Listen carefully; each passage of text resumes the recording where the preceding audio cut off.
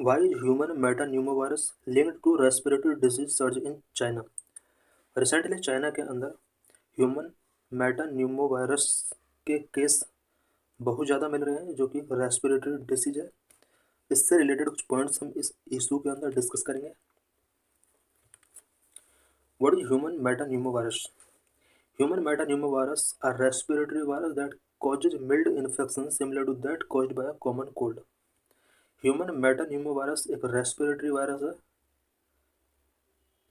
जिसमें कुछ mild infections cause होते हैं, और ये जो मिल्ड इन्फेक्शंस होते हैं वो कॉमन कोल्ड की वजह से जो इन्फेक्शन होते हैं कुछ इसी के सिमिलर हैं। इट मीन्स कॉमन कोल्ड के ड्यूरिंग बॉडी के अंदर जिस तरह की प्रॉब्लम्स जनरेट होती है उसी टाइप की प्रॉब्लम्स HMPV वायरस की वजह से होती है।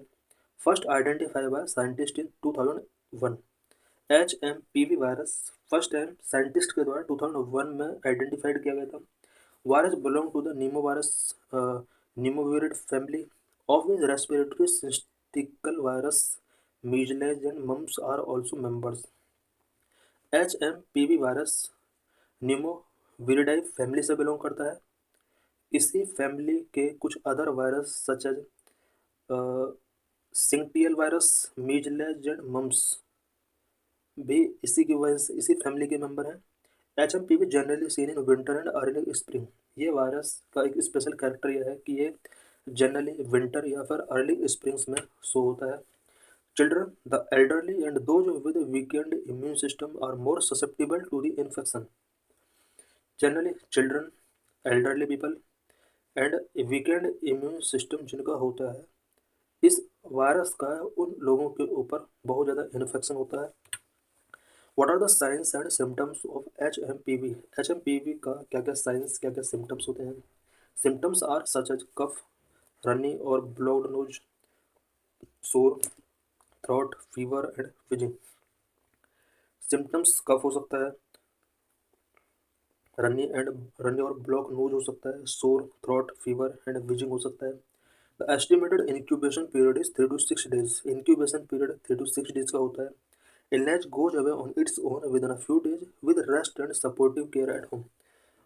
घर पर ही अगर रेस्ट और सपोर्टिव केयर टेकिंग किया जाता है तो इसके जो सिम्टम्स हैं या illness within few days goes away हो सकते हैं।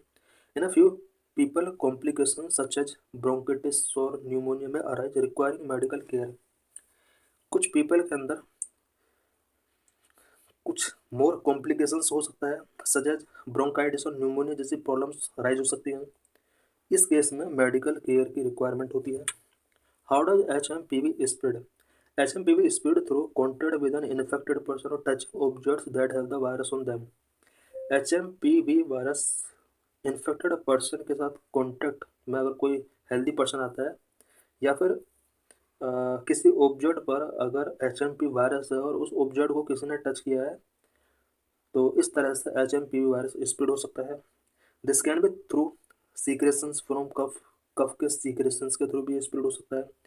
स्निजेस के थ्रू भी हो सकता है। Sneezes close contact with someone who has the infection such as shaking hands, hugging, touching a doorknob or a phone or a keyboard that may be contaminated with the virus and then touching the mouth, nose or eyes। किसी भी person के कफ स्निजेस के secretions की वजह से किसी healthy person में spread हो सकता है। समवन किसी अदर पर्सन के साथ अगर हैंड शेकिंग किया जाता है, हगिंग किया जाता है तो उसके थ्रू स्प्रेड हो सकता है। कीबोर्ड, फोन या डोर नॉब को टचिंग किया जाता है, स्पेशली अगर इन ऑब्जेक्ट्स पर वायरस का पहले से ही प्रेजेंस है तो अदर पर्सन को भी HMP वायरस इन्फेक्ट कर सकता है। How is HMPV treated? There is no vaccine and there is no specific antiviral to treat HMPV। HMPV को ट्रीट करने के लिए कोई स्पेसिफिक एंटीवायरल या ट्रीटमेंट नहीं है, कोई वैक्सीन नहीं है। Most people require over the counter medications to relieve fever and pain possibly with a decongestant. ज़्यादातर पीपल फीवर या पेन से रिलेटेड मेडिसिन में टेकिंग करते हैं। Antibiotics will not work for HMPV। HMPV के लिए एंटीबायोटिक यूजफुल नहीं होता है। Can HMPV be prevented? क्या इसको प्रिवेंट किया जा सकता है। Yes, wash your hands frequently with soap and water. Soap and water से फ्रिक्वेंटली अपने हैंड्स को वॉश करना है।